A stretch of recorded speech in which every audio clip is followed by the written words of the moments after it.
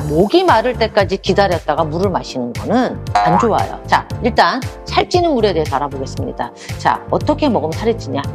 소금을 1g 더 섭취하면 체중 증가가 20% 정도 높아진다는 연구 결과도 있습니다.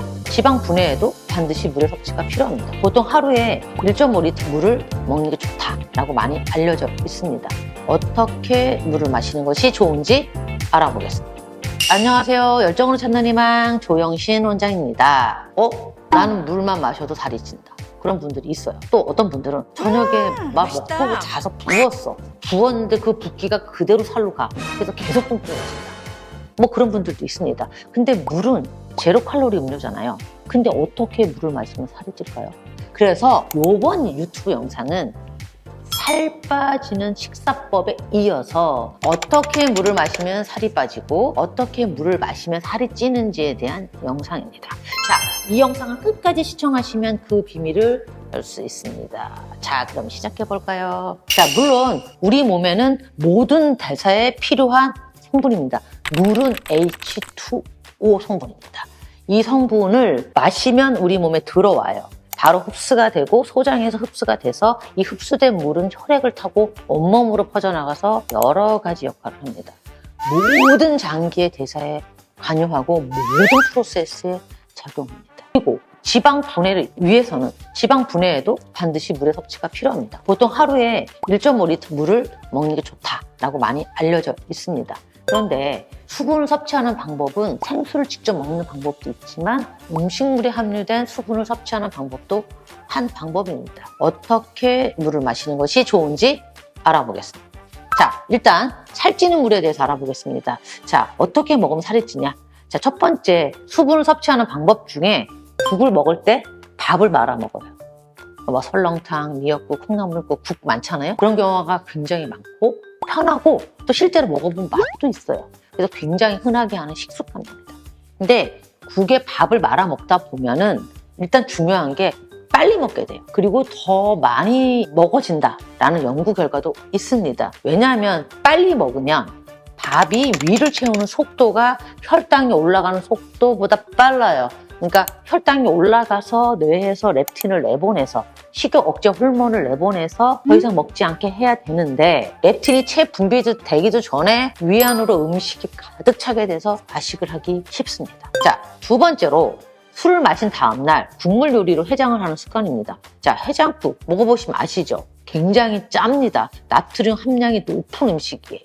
대부분입니다. 그래서 나트륨을 과도하게 섭취하게 돼서 체내 수분 배출을 방해하고 부종을 유발합니다. 그리고 또 한 가지 나트륨은 소화를 촉진시킵니다. 그래서 많이 먹게 돼요. 맛있거든요. 그래서 살이 찌게 됩니다.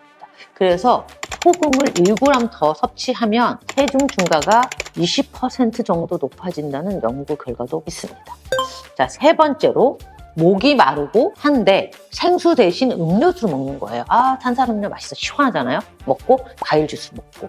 그런 경우는 포도당 또는 과당이 들어있는 칼로리가 높은 음식을 먹게 되므로 당연히 살이 찌게 되는 습관입니다. 자, 네 번째로 커피나 카페인이 많이 들어있는 음료를 마시게 되는 겁니다. 자, 카페인은 사실은 수분이 아니고 이뇨작용을 촉진을 합니다. 그래서 오히려 우리 몸 안에 있는 수분을 더 빼냅니다. 그래서 수분 부족 현상을 만들 수 있어요. 근데 수분 부족 현상이라는 것은 모든 에너지 대사를 방해하기 때문에 좋지 않습니다. 카페인 음료를 많이 먹어요. 그러면 오히려 소변이 더 많이 나가서 수분 부족 현상이 생기죠. 그래서 카페인 음료는 무칼로리 음료로 하루에 한두 잔 정도 마시는 것이 좋습니다. 그리고 카페인 음료를 마셨다면 생수를 마셔서 부족한 양의 수분을 다시 채워주는 것이 좋겠습니다. 자, 그럼 보통 물은 어떻게 마시는 게 좋을까요? 첫 번째로 아침에 눈 뜨자마자 공복에 시원한 생수를 마시는 것이 좋습니다. 공복에 시원한 생수를 마시게 되면 신진대사가 시작되면서 에너지 대사에 반드시 필요한 수분을 공급함으로써 에너지 대사를 원활하게 해줍니다. 그리고 또 시원한 물은요, 차가운 물을 데워지게 하는 우리 몸의 체온 에너지를 사용하기 때문에 미지근한 물보다는 시원한 물을 마셔야 에너지 소비량이 더 늘어납니다. 두 번째, 식사 전에 물 한 컵을 먹어 습관입니다. 자, 우리가 물 한 컵을 미리 마시잖아요. 그러면 수분이 음식이 들어오기 전에 이미 위벽을 코팅을 합니다. 그러면 음식이 들어왔을 때 흡수를 천천하게 하게 됩니다. 그리고 운동 후에 마시는 음료 있잖아요. 소금이 많이 빠져나갔으니까 이온 음료를 마시는 경우 굉장히 많죠. 근데 이온 음료의 가장 큰 문제는 칼로리가 많이 나갑니다. 칼로리 섭취가 더 늘어나게 되죠. 운동해서 열심히 뺐는데 오히려 살찌게 되니까 제로 칼로리 이온 음료를 마시거나 생수를 마시는 것이 가장 좋습니다. 근데 너무 땀을 많이 흘린 경우라면 당연히 제로 칼로리 이온 음료를 만드는 것이 좋은 방법입니다. 자, 그리고 세 번째로 아침, 점심, 저녁 식사 중간중간에 생수를 마셔주는 거예요.